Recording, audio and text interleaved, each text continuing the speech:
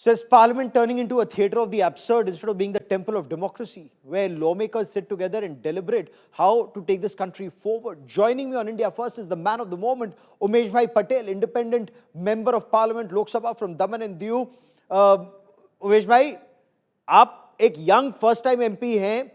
What prompted you to carry out this protest? Way protest की वजह क्या थी, sir? एक्चुअल में आप देख रहे होंगे कि ये मॉनसून सत्र जब से शुरू हुआ था तब से पूरा सत्र हंगामे की भेंट चढ़ा। मैंने एक चीज नोट की कि ना सत्ता पक्ष चलाना चाहता था ना विपक्ष उसको चलने देना चाहता था। ये आपसी मैं तो कहूंगा कि ईगो का क्लिस्तान का बस एक से एक गुंडागिरी और तानाशाही भरा रवैया दोनों पक्ष का रहा। आज पार्लियामेंट का पूरा सत्र समाप्त हो चुका है और उसमें विशेष जो चर्चाएं थी वो हंगामे की भेंट चढ़ गई। 14 जितने अहम बिल प्रोड्यूस हुए उसमें 12 जितने बिल पास हुए वो भी बिना चर्चा के ही आप मान लीजिए। जी, तो आप कह रहे हैं कि ये भेंट चढ़ गई ईगो के। Can you explain the ego clash in parliament and in your appreciation, मतलब आपकी दृष्टि में जो सांसद हो, चाहे वो सत्ता पक्ष के हो या विपक्ष के हो, वो उन मुद्दों पर चर्चा क्यों नहीं कर रहे जो हमारे आम लोगों के जीवन पर असर करते हैं? So why is the parliament not functioning? Who is responsible for this, government और द ऑपोजिशन? सत्ता पक्ष या विपक्ष, कौन जिम्मेदार है इस डिसरप्शन के लिए आपकी नजर में? आप जानते ही है सत्ता पक्ष का काम है सदन को चलाना और विपक्ष का काम है उस सदन को सुचारू रूप से चलाने में सहयोग देना। मगर आपने डे फर्स्ट से देखा होगा तो ये सिर्फ हंगामे की बात थी। और आपको मैं दृष्टांत के साथ कहना चाहता हूं, काफी बार आपने सदन देखा होगा तो एक एक मिनट में ही सदन को उठा दिया गया। जैसे कि आज की बात कर रहा हूं मैं, आज सुबह आप देखोगे तो हैरानी के साथ 35 सेकंड में, मिनट भी नहीं 35 सेकंड में ही सदन को उठा दिया गया। और बात की गई थी 18 घंटे कल ऑनलाइन गेमिंग के विषय पर चर्चा की और 18 मिनट चर्चा नहीं, और आज तो 35 सेकंड में उठ गया। इससे पता चलता है कि सरकार का रवैया क्या था, वो चलाना ही नहीं चाहती थी इसका मतलब। और विपक्ष का भी आप देखिए, जब कोई मुद्दा ही नहीं रहा था, एसआईआर पर 14 अगस्त को सुप्रीम कोर्ट का वर्डिक्ट भी आ गया था और जो मुद्दा था वो 65 लाख वोटर्स के नाम काटने का, उनमें कैसे कटे वो सुप्रीम कोर्ट का वो वर्डिक्ट भी आ गया था, तो वो मुद्दा बचा ही नहीं था। तो विपक्ष भी उतना ही जिम्मेवार है और सरकार भी उतनी ही जिम्मेवार है। उन्होंने लोगों की हित की रक्षा नहीं की, ना लोगों की आशा और अपेक्षाओं की बात की उन्होंने संज्ञान लिया। उन्होंने अपना अपना ईगो क्लेश किया और उन्होंने अपने अपने ईगो को सर्टिफाइड किया, जिसके चलते 144 करोड़ जनता की आशा और अपेक्षाओं को उन्होंने, मैं तो कहता हूं कि बेरहमी से उनकी आशा और अपेक्षा का कत्ल किया। Oh, those are very strong words, sir. You say it's an ego clash between the government and the opposition, neither wanting to buckle or bend in the interest of the people of this country. But in your view, why should every member of parliament's salary be cut?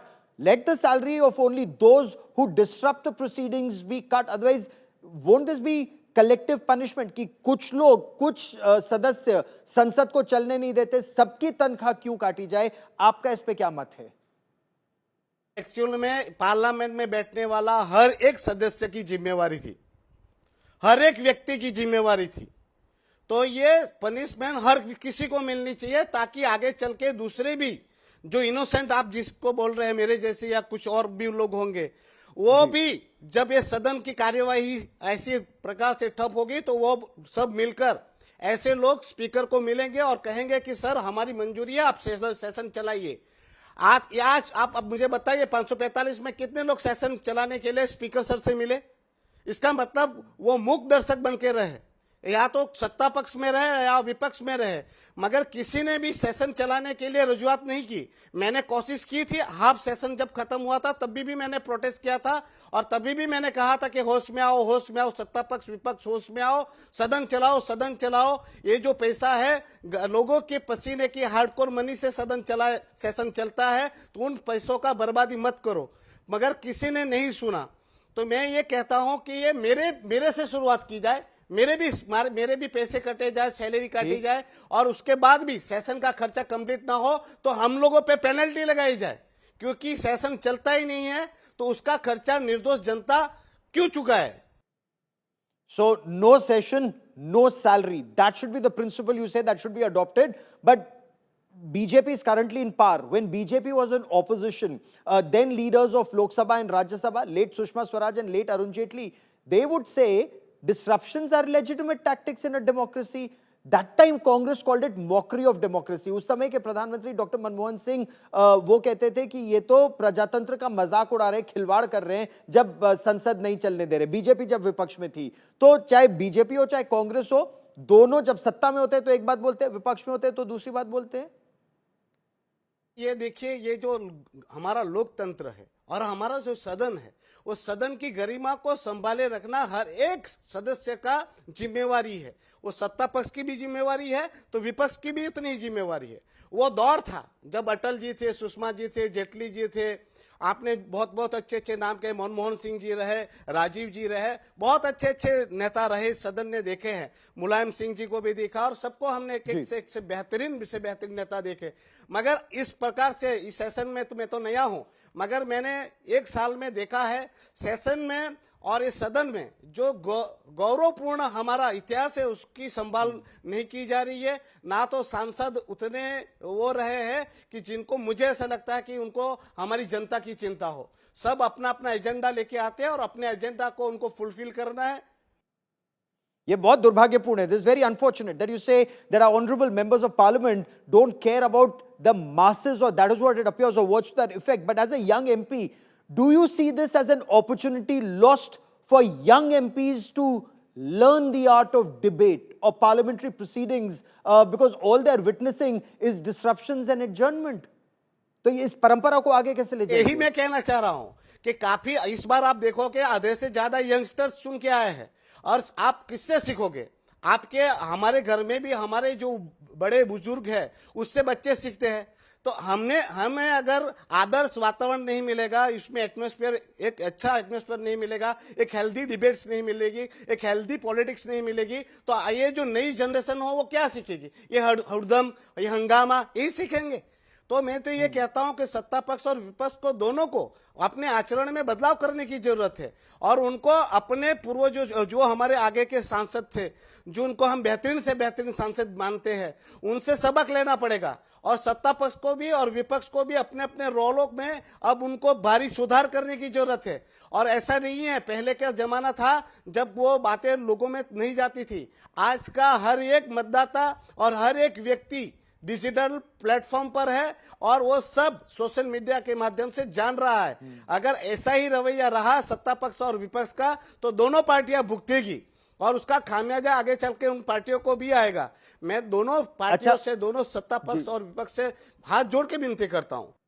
ठीक, ये जो आप हाथ जोड़ के विनती कर रहे हैं, केवल आप एक युवा सांसद के रूप में ऐसा कर रहे हैं या और युवा सांसद भी है? I mean, are you a lone voice और other young MPs who want the parliament to function, and in your view what's the way forward? Will you bring in a private member's bill?